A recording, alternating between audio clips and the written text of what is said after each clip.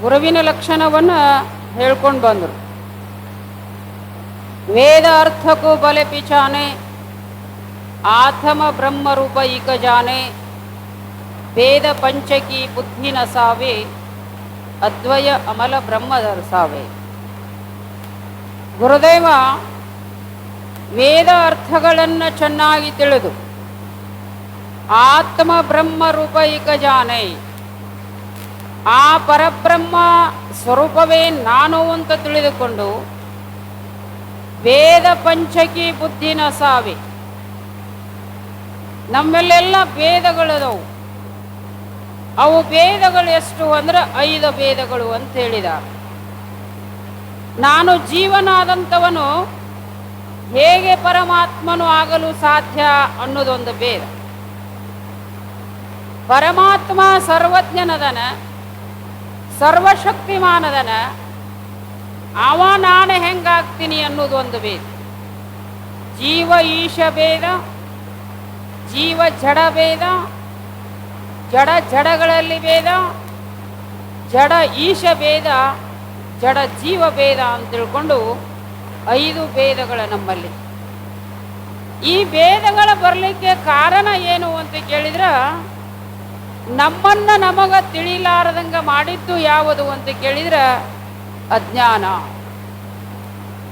ಆ ಅಜ್ಞಾನವನ್ನು ನಾಶ ಮಾಡ್ಕೋಬೇಕಾಗಿತ್ತು ಅಂದ್ರೆ, ವೇದ ಬುದ್ಧಿಗಳು ಹೋಗಬೇಕಾಗಿತ್ತು ಅಂದ್ರೆ ನಾವೇನು ಮಾಡಬೇಕು ಅಂತ ಕೇಳಿದ್ರೆ, ಶ್ರೀ ಗುರುವಿಗೆ ನಿಜ ಶಿಷ್ಯನು ಪಡಮಟ್ಟು, ರಾಗಮ್ಮಿಗೆ ಭಕ್ತಿಯೊಳಳವಟ್ಟು, ತನ್ನ ನಿಜ ಸ್ಥಿತಿ ತಾನೇನೆಂದು, ಮುನ್ನಿನ ಪರಿಭವ ಎಂತಾಯಿತೆಂದು, ಇನ್ನಿದು ಪರೆಯುಪಾಯವಿದೆಂದು, ನನ್ನೀ ನನಗೀಗಲೇ ಬೇಳೆಂದು, ಭಿನ್ನಯಿಸಿದಡೆ ಗುರುತ್ತಮನೆಂದು, ಮನ್ನಿಸಿದನು ಶಿಷ್ಯನೊಳಿಂತೆಂದು. ಗುರುದೇವ ಹೇಳ್ತಾ ಇದ್ದಾನ. ಕೇಳಲೆ ವಾಸಿಷ್ಠಾದಿಗಳಲ್ಲಿ ನೀ ಏನು ಮಾಡಪ್ಪ ಅಂತ ಕೇಳಿದ್ರೆ, ವಸಿಷ್ಠಾದಿ ಮಹಾಮುನಿಗಳು ಹೇಳಿದ್ದನ್ನು ನಾ ಹೇಳ್ತಾ ಇದ್ದೇನೆ, ಕೇಳು ತಿಳಿದು ಒಲವಿನಲಿ.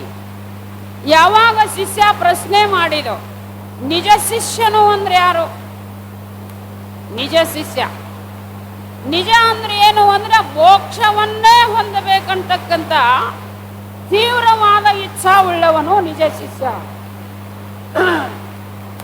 ಮಲ ವಿಕ್ಷೇಪ ಜಾಕೆ ನಹಿ ಕಿಂತು ಏಕ ಅಜ್ಞಾನ ಹೈ, ವೈಚವ ಸಾಧನ ಸತ್ಯ ನರಸ್ಸು ಅಧಿಕೃತ ಮತಿಮಾನ್.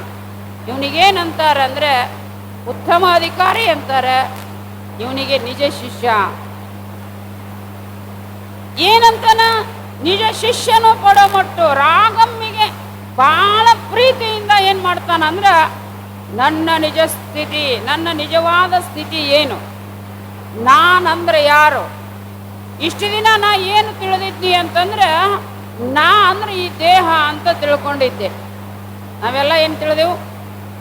ಇದು ನಾನಂತ ತಿಳಿದ ಅಜ್ಞಾನ. ತನ್ನ ನಿಜವ ಪರೀಕ್ಷಿಸದೆ ಹೇಯವೆನ್ನದೆ ವಿಕೃತಿಯುಳ್ಳ ತನುವೇ ತಾನೆಂದು ಭಿನ್ನ ವಿಷಯದ ವಿಶ್ವ ಇದನ್ನು ಕಂಡು ನನ್ನೀ ಎಂಬ ಬಗೆಯ ಬಿಡದಿರಲ್ ಅಜ್ಞಾನ. ನಾವೇನಂತ ತಿಳ್ಕೊಂಡಿವಂದ್ರೆ, ಈ ದೇಹ ನಾನಂತ ತಿಳ್ಕೊಂಡೆವು, ಈ ದೇಹ ಶಾಶ್ವತ ಅಂತ ತಿಳ್ಕೊಂಡೆವು, ಮತ್ತಿನ ಹಂಗ ಭಾಳ ತಿಳ್ಕೊಂಡೆವು. ಇದರೊಳಗೆ ಈ ದೇಹಕ್ಕಿಟ್ಟ ಹೆಸರು ನಾನಂತ ತಿಳ್ಕೊಂಡೆವು, ಇದಕ್ಕಿದ್ದ ಜಾತಿ ನಾನಂತ ತಿಳ್ಕೊಂಡೆವು, ಇದಕ್ಕಿದ್ದ ಆಶ್ರಮ ನಾನು ಅಂತ ತಿಳ್ಕೊಂಡೆವು, ಇದಕ್ಕಿದ್ದ ಪರಿಣಾಮಗಳು ನಾನು ಅಂತ ತಿಳ್ಕೊಂಡೆವು.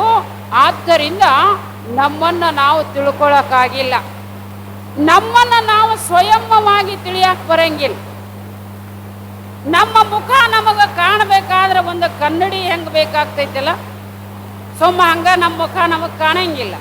ಕನ್ನಡಿ ಇದ್ರೆ ನಮ್ಮ ಮುಖ ನಮ್ಮ ಕೈ ನಾವ ನೋಡ್ಕೊಂತೀವಂದ್ರೆ ಆಗೋದಿಲ್ಲ. ಆದ್ರೆ ಯಾರು ಬೇಕು ಅಂತ ಕೇಳಿದ್ರ, ವೇದ ಉದದಿ ಬಿನ ಗುರು ಲಖೈಲಾಗೈಲವನ ಸಮಾನ್, ಬಾದರ ಗುರುಮುಖ ದ್ವಾರ ಹೈ ಅಮೃತ ಸೇ ಅಧಿಕಾನ್. ಎಷ್ಟು ಶಾಣೆ ಇರಲಿ, ಡಿಗ್ರಿ ಮೇಲೆ ಡಿಗ್ರಿ ಮುಗಿಸ್ಲಿ, ಏನೇನೆಲ್ಲ ಮಾಡಲಿ, ಆದ್ರೆ ನನ್ನ ಜ್ಞಾನ ನನಗಾಗಬೇಕಾಗಿತ್ತು ಅಂದ್ರೆ ಗುರುದೇವನ ಅವಶ್ಯಕತೆ ಭಾಳ. ಗುರುವಿಗೆ ಶರಣಾಗತನಾಗಲೇಬೇಕು. ಗುರುವಿಗೆ ಶರಣಾಗತನಾಗಲಾರದೆ ಸ್ವಯಂ ಓದಿ ಏನಾರ ಜ್ಞಾನ ಮಾಡ್ಕೊಂತೀನಿ ಅಂದ್ರೆ ಅದು ಸಾಧ್ಯ ಇಲ್ಲ ಅಂತ ಹೇಳ್ತಾ ಇದ್ದಾರೆ ಸಾಧು ನಿಶ್ಚಲ್ ದಾಸಾಜಿಯವರು.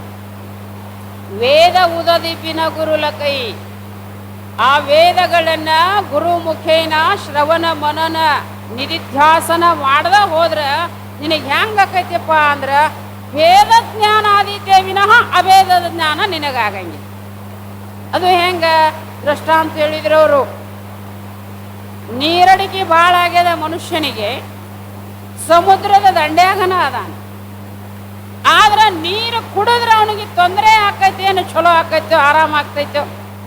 ಸಮುದ್ರದ ನೀರ ಕ್ಷಾರ ಇರೋಣದರಿಂದ, ಉಪ್ಪು ಇರೋಣದರಿಂದ ಆ ನೀರು ಕುಡಿದ್ರೆ ಇವಾಗ ಬೇರೆ ಹತ್ತದ, ಆರೋಗ್ಯ ಹೆಂಗ ಕೆಡುತ್ತದೆಯೋ? ಈ ವೇದಾಂತಿಗಳು ಏನು ಅಂತ ಕೇಳಿದ್ರೆ ಶಾಸ್ತ್ರಾದಿಗಳು ಇವು ಸಮುದ್ರ ನೀರಿದ್ದಂಗ. ಇವನನ್ನ ಅರಗಿಸಿ ಹೆಂಗ ಸಮುದ್ರದ ನೀರನ್ನ ಮೇಘಗಳು ಕ್ಷಾರಾಂಶವನ್ನ ತೆಗೆದ ಆ ನೀರಿಗೆ ರುಚಿಯನ್ನ ಕೊಟ್ಟ ಮೇಘ ಸುರಿತೈತಲ್ಲ, ಗುರುದೇವ ಎಲ್ಲ ಗ್ರಂಥಗಳನ್ನ ಚೆನ್ನಾಗಿ ಅಭ್ಯಾಸ ಮಾಡಿ ಅದರಾಗ ಅನೇಕ ಮತವಾದಿಗಳನ್ನ, ವೇದವಾದಿಗಳನ್ನ, ಶೂನ್ಯಾತ್ಮವಾದಿಗಳನ್ನ, ದೇಹಾತ್ಮ ಬುದ್ಧಿಯುಳ್ಳವರ ತತ್ವಶಾಸ್ತ್ರವನ್ನು ವಿಚಾರ ಮಾಡಿ ಮಾಡಿ ಹೆಂಗ ಆಕಳ ಸಂಚಾನ ಮೇವು ತಿಂದು ತಿಂದು ತಿಂದು ಮುಂಜಾನೆ ಹಾಲು ತಯಾರು ಮಾಡಿ ಇಟ್ಟಿರ್ತೈತಲ್ಲ, ಅದು ಕಸ ತಿಂದೈತೆ ಅಂತ ಕಸಾನ ಕೊಡಾಕತ್ತೈತೋ ಏನು ಹಾಲು ಕೊಡಾಕತ್ತೈತೋ? ಏನೆಲ್ಲ ಅನೇಕ ತರನಾದಂತ ಆ ಏನು ಕಸವನ್ನ ಮೇವನ್ನ ತಿಂದಂತ ಆಕಳ ಬೆಳಗಿನ ಸಮಯದೊಳಗ ಅಮೃತ ಸದೃಶ್ಯವಾಗಿರ್ತಕ್ಕಂಥ ಹಾಲನ್ನ ಹೆಂಗ ಕೊಡುತ್ತದೆಯೋ? ಗುರುದೇವ ಅನೇಕ ಗ್ರಂಥಾದಿಗಳನ್ನ ಅಭ್ಯಾಸ ಮಾಡಿ ಯುಕ್ತಿಗಳ ಮೂಲಕವಾಗಿ, ಅನುಭವ ಮೂಲಕವಾಗಿ ನಾನು ಶಿಷ್ಯ ಅನ್ನುವಂಥ ಕರ ಬಂದ್ರೆ ಅದರ ಬಾಯಾಗ ಜ್ಞಾನಾಮೃತವನ್ನ ಹಾಕಬೇಕು ಅಂತ ತಿಳ್ಕೊಂಡು ಅದು ಏನಾಗಿರ್ತದಂದ್ರೆ ಆ ಗುರುದೇವ ಸೋಸಿ ಇಟ್ಟಿರ್ತಾನೆ. ಆದ್ದರಿಂದ ಪಾದರ ಗುರುಮುಖ ದ್ವಾರ ಹೇ ಅಮೃತ ಸೇ ಅಧಿಕಾನ್. ಗುರು ಅಂದ್ರೆ ಏನಿದ್ದಂಗ ಅಂದ್ರೆ ಪಾದರ ಮೋಡಗಳಿದ್ದಂಗ. ಮೋಡ ಹೆಂಗ ಚಲೋ ನೀರು ಕೊಡ್ತೈತೋ, ಆಕಳ ಹೆಂಗ ಕಸ ತಿಂದು ಚಲೋ ಹಾಲು ಕೊಡ್ತೈತೋ, ಗುರುದೇವ ನಮಗೇನ್ ಮಾಡ್ತಾನಂದ್ರ ಅದ್ವೈತ ಜ್ಞಾನವನ್ನ ಮಾಡಿಕೊಡ್ತಾನೆ. ಅದಕ್ಕೆ ನಾವೇನ ಮಾಡ್ಬೇಕು ಅಂದ್ರೆ ಶ್ರೀ ಗುರು ಚರಣಾಂಬುಜ ನಿರ್ಭರ ಭಕ್ತ. ನಾವು ನಿರ್ಭರವಾಗಿ ಗುರುದೇವನಲ್ಲಿ ನಾವು ಶರಣಾಗತನಾದೀವಂದ್ರೆ ಏನ್ ಮಾಡ್ತಾನೆ? ನಮಗ ನಮ್ಮ ಸ್ವರೂಪ ಜ್ಞಾನ ಮಾಡಿಕೊಡ್ತಾನೆ.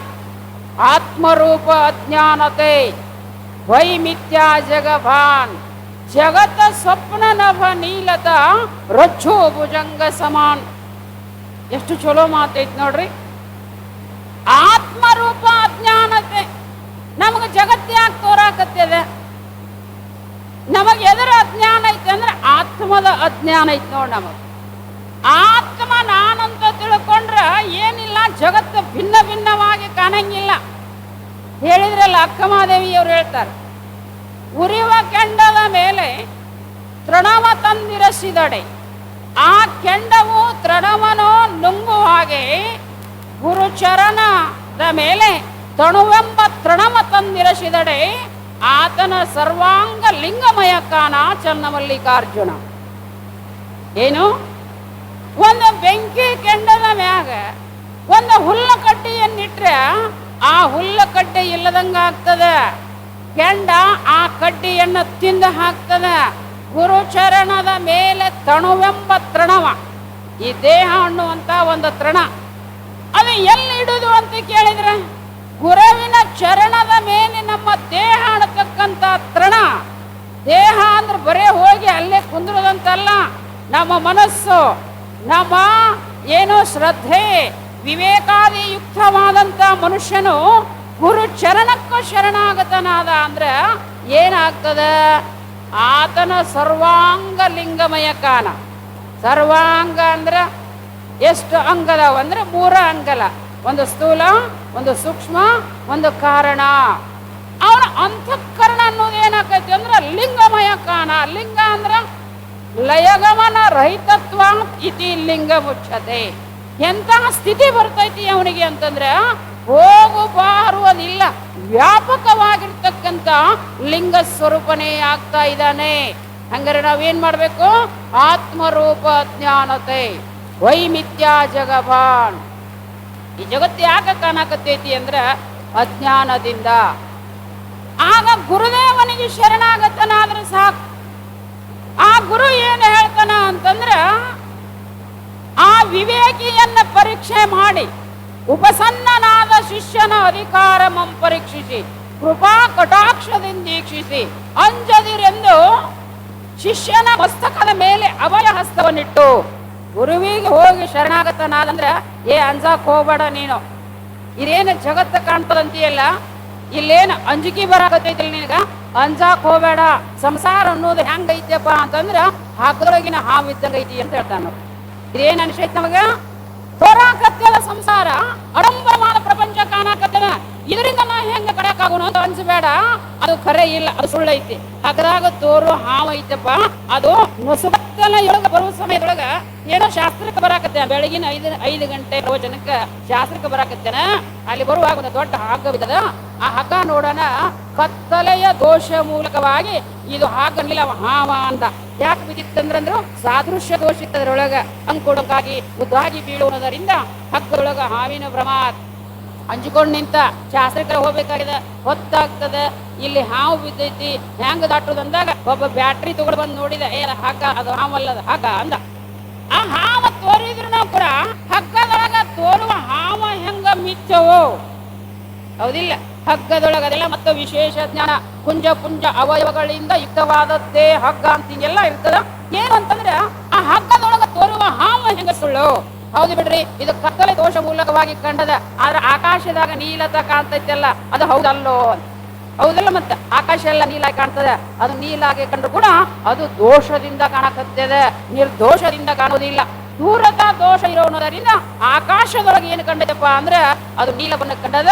ಆಕಾಶದೊಳಗೆ ಹೆಂಗ ನೀಲ ಬಣ್ಣ ಕಂಡದ್ದು ಸುಳ್ಳು, ಹಂಗ ನಿನ್ನೊಳಗ ಈ ಮಿಥ್ಯಾ ಪ್ರಪಂಚ ತೋರಿದ್ದೆ ಹೆಂಗೈತಪ್ಪ ಅಂದ್ರ ಇದು ಸುಳ್ಳದ. ಹಂಗಾರೆ ನೀನು ಯಾರು ಅಂತ ಕೇಳಿದ, ಸಚ್ಚಿದಾನಂದ ಪರಬ್ರಹ್ಮ ಸ್ವರೂಪನಾದಂತ ಆತ್ಮನೇ ನೀನೇ ಇದ್ದಿ.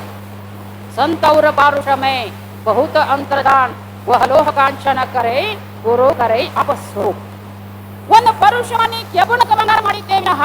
ಆದ ಗುರುದೇವ ಏನು ಅಂತ ಕೇಳಿದ್ರ ಬರೇ ಬಂಗಾರ ಮಾಡಿ ಕೈ ಬಿಡಂಗಿಲ್ಲ, ಗುರು ತನ್ನ ಸ್ವರೂಪವೇ ಮಾಡ್ಕೊತಾ ಇದ್ದಾನೆ ಅಂದ. ಆದ್ದರಿಂದ ಗುರುವಿನಂತ ಗುರುಗಿಂತ ಬಂಧುಗಳುಂಟೆ ಸರ್ವಜ್ಞ.